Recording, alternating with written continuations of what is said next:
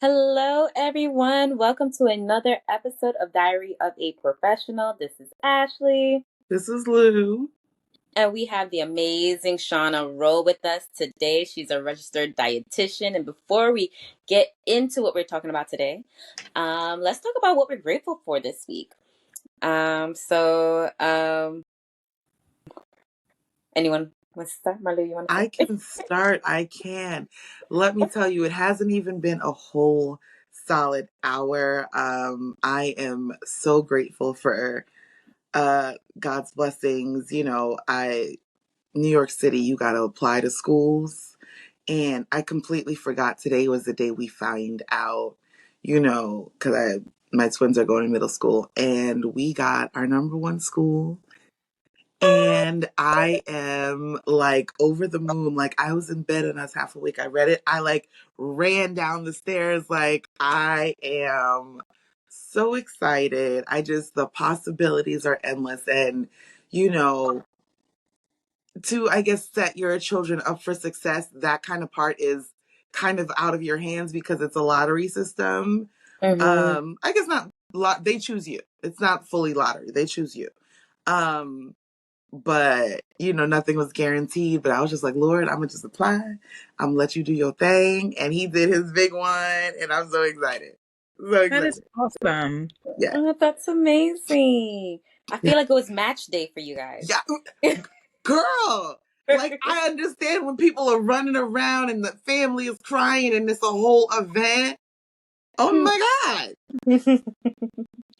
It's amazing. Yeah. Yeah. Good. Okay, I'll go. Yes. Yeah. I am grateful for some days coming up that I'll be off. Need Yeah. some rest.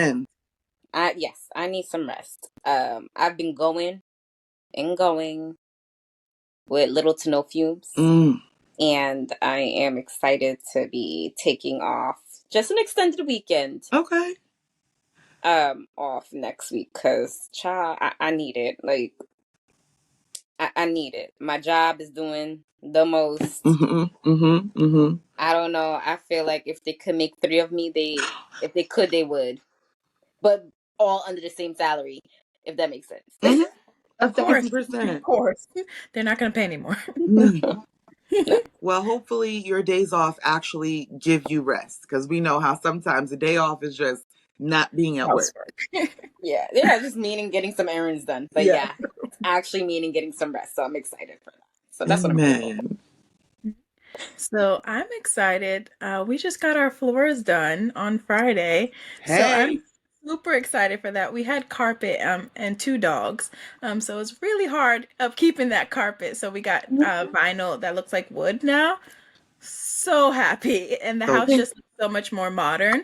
So I'm just really happy about that. Excited for the transitioning and the progress towards us fully renovating the home. I love I love that. That's when you become an HGTV like maniac and Like living in Home Pinterest. Depot. I I'm have all happy for those you. Pinterest boards. Mm-hmm. Mm-hmm. Yep, Yeah. I believe it. Yeah. Hmm.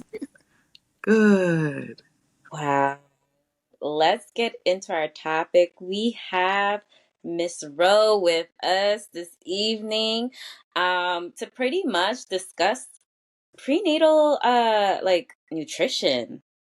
Um sometimes we're not exactly planning for it. Things happen, or sometimes we do, but we're not too sure on our process during those several months or even prior to planning for those several months of what to do. So we have Shauna here with us today, and um let's just start it off. For example, we know the moment we start, if we're pregnant or planning for pregnancy, we need prenatal supplements. And that is like the main thing we know. Prenatal supplements. But there's so many different types. And I just want to know which ones are the ideal ones for anyone who are planning to be pregnant or during their pregnancy. Which ones are usually ideal? Okay.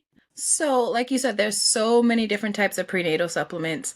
It's hard to kind of pinpoint what's ideal for everyone, because everyone's unique needs are that unique. So I pick, I have two main ones that I kind of go with, which would kind of cover most people. But again, you would want to make sure that you're getting your labs drawn so that we can test your vitamin levels, see if you have any deficiencies. You might need something that is higher in a different type of vitamin than a brand provides. So you might need to add an additional one. But just to keep it simple, Seeking Health is one of my favorite ones. It is pretty compact. It you do have to take 8 a day, but Oof. you are definitely getting all a lot of the vitamin minerals you need because, like you said, most people know that, okay, I need to take a prenatal, but they don't know anything else outside of that. So having that Seeking Health, even though it's a lot, it does cover a lot of bases if you aren't doing anything else. Needed is also another brand that I really like. You take 2 a day, so it is a lot less. So that one, a lot of people do gravitate more to that, so they're not taking so many pills throughout the day. But whichever one you choose, you do want to make sure that you are getting a minimum of 400 micrograms of folate when trying to conceive and 600 micrograms once you are pregnant. I've heard once before that we plan our weddings. Why not plan our pregnancies? So Mm. that is definitely something that you want to think about, especially if you are in that stage of life, because planning a wedding, that's a 1 day thing. Planning for a pregnancy, you're setting up your future child for future health success. So definitely want to be mindful of that. Choline is another essential vitamin you really want to have in Mm. your prenatal, and so is vitamin B12.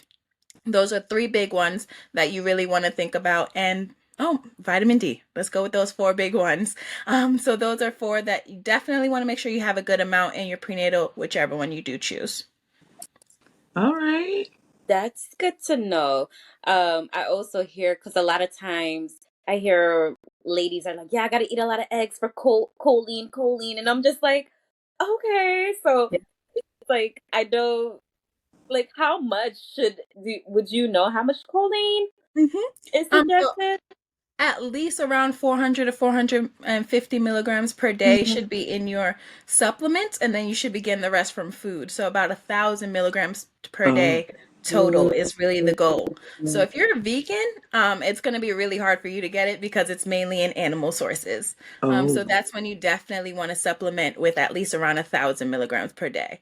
But like you said, eggs are very rich in choline. Beef is another one that's very rich in choline. So a lot of animal products. Yeah. Okay. So, I mean, I honestly never even heard of choline. So that's great to know for those who are looking to conceive. So that's like the supplement side. So how can people in their regular or women in their regular diet, how does that need to change when considering getting pregnant? Yeah. So the normal, eat your fruits and vegetables. Mm-hmm. Everyone definitely knows that. Again, I would say reaching out to your primary care physician, getting your vitamin levels checked to see if you do have any vitamin deficiencies. And that's the first place to start, especially if you are planning to conceive. So that way we can address those vitamin deficiencies prior to pregnancy because baby needs those vitamins too. So mom's store is going to be even more depleted if you're not already up to par. So decreasing alcohol intake. When trying to conceive, you don't have to go to zero, but definitely not binge drinking. So a drink here or there is perfectly fine. Increasing your healthy fats. So foods like avocado, salmon, nuts, olives, things like that, olive oil. Definitely increasing those healthy fats and decreasing your saturated fats. So that's your red meats, butter, any meat, fat. So definitely decreasing all of that fried foods, things like that. Yeah. Yeah, Yeah. I can definitely speak to. I remember towards the end, my teeth got so sensitive, like with pregnancy, and I was like, "Y'all are taking everything, and I need you to Mhm. stop. I need you to stop. Yeah, You're so not definitely lying." the baby will definitely pull from mom stores because baby's gonna survive. Mm-hmm. And so we want to make sure that mom is thriving while baby is also thriving. We don't want anyone just surviving. Yeah, So it is going to be important to make sure those vitamin and mineral stores are really topped up. girl. Oh, I didn't even know about the teeth thing, Oh Yeah, yes. And it was because two of them, so they calcium. was both taking what they needed. Okay?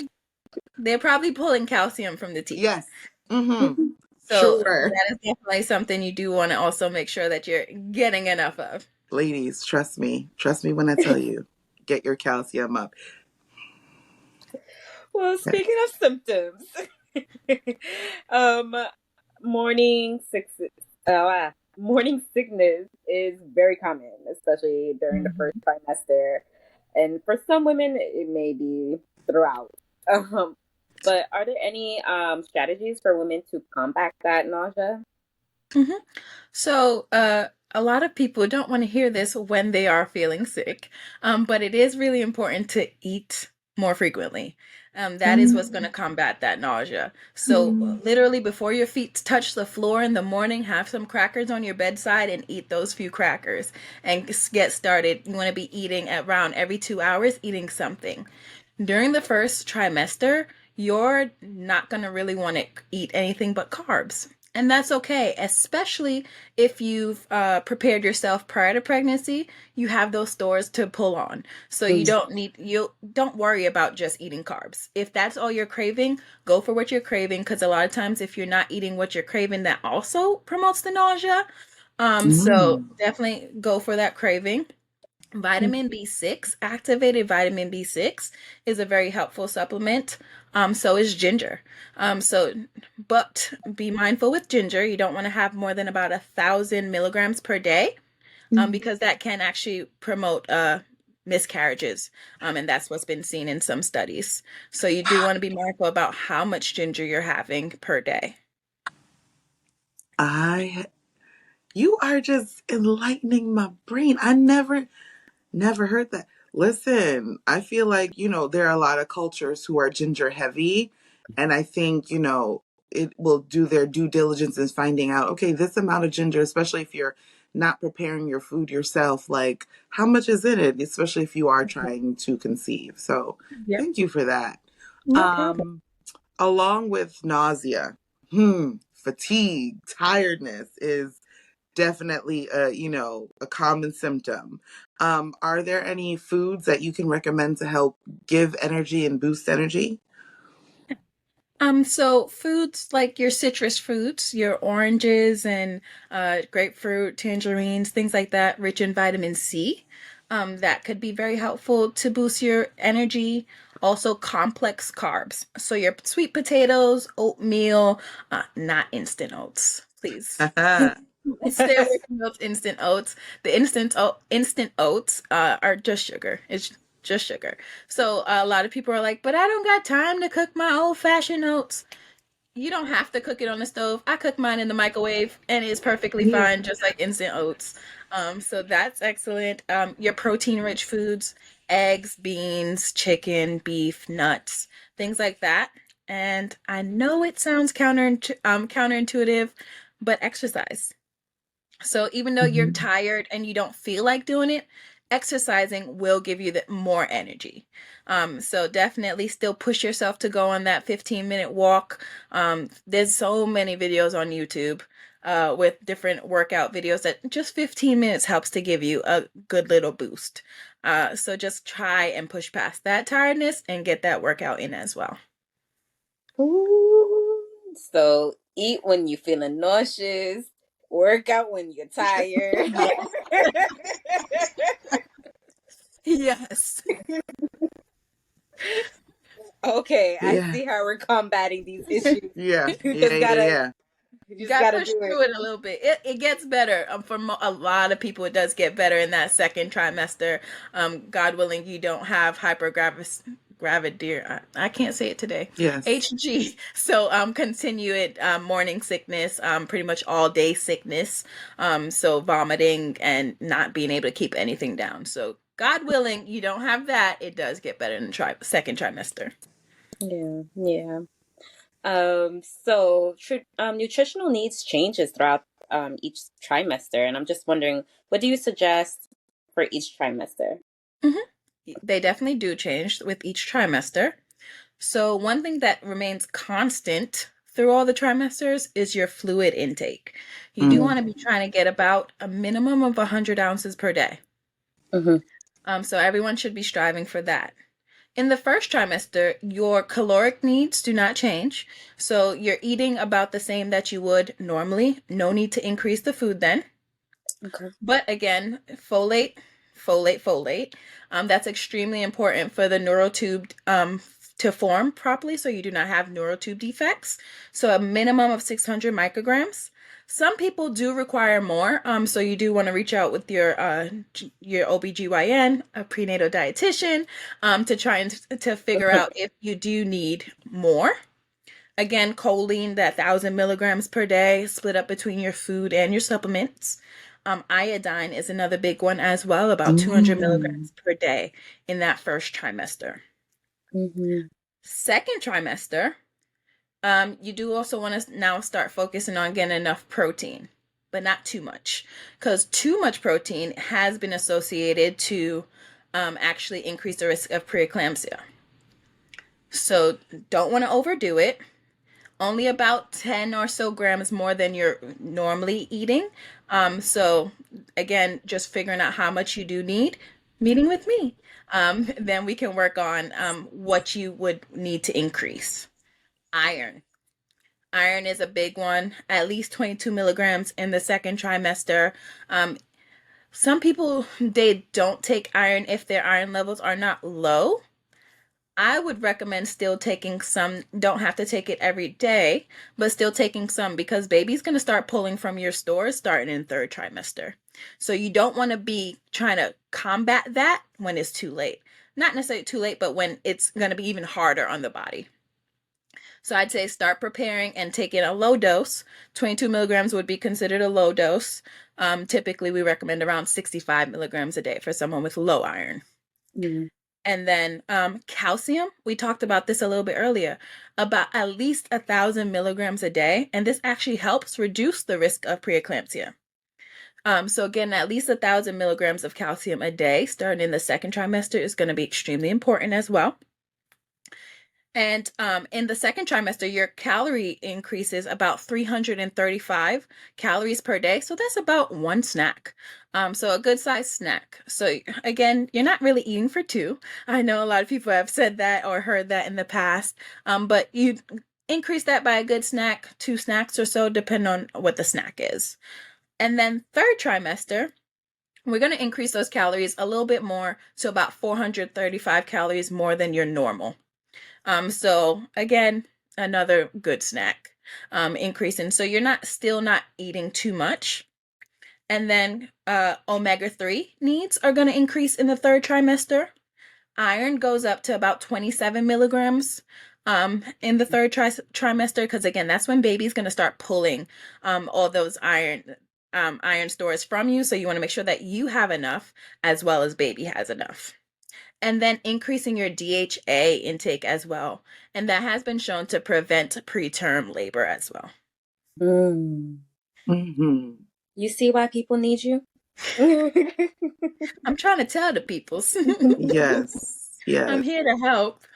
Yeah, I think people have to, it's kind of like you can't pour into others without pouring into yourself first or being full first. So Definitely. you have to have that because they're, like you said, they're going to take it regardless. And some side effects you can see, like the calcium with my teeth, but I'm sure there's some that you can't see. And you want to be on top of it with your dietitian and your doctor to make sure your levels are appropriate. For women, because, for I forget when, I want maybe like the second trimester when they test to see like how you deal with sugar. Some women end up getting gestational diabetes where they might not have had diabetes before. Mm-hmm. So with dealing with that, are there anything you recommend, in like any diets that you suggest, before they have to go maybe the medication route? Yeah. So, yeah, they do check around week 24 to 28, so second trimester.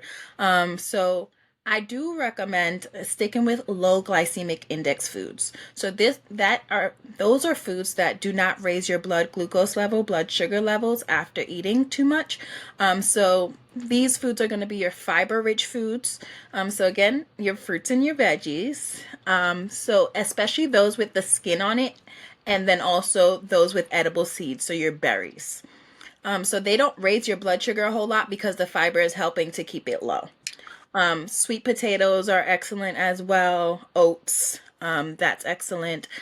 Things that you want to limit would be the higher glycemic index foods.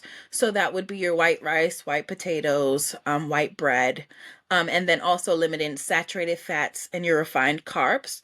Really trying to stick to that calorie range I just discussed in the different trimesters, because you don't want the weight gain to be too much, because that could also promote gestational diabetes. So definitely trying to monitor your weight gain throughout pregnancy as well. Great, great. Man. I feel like I'm not even pregnant, and I feel like what are some ways you help mom not to be so overwhelmed, like hearing all these things, you know? Yeah, it definitely can be overwhelming. So that's why I like to go trimester by trimester when working with moms. So I Hmm. don't talk about trimester two until we get there. So let's just focus on where we're at right now. How can we do the best we can do in this very moment, instead of thinking about what's to come? Let's focus on where we're at now, and then just breaking that down. So each baby step. So you can't work out every day. Okay, let's do 2 times a week. Let's do that.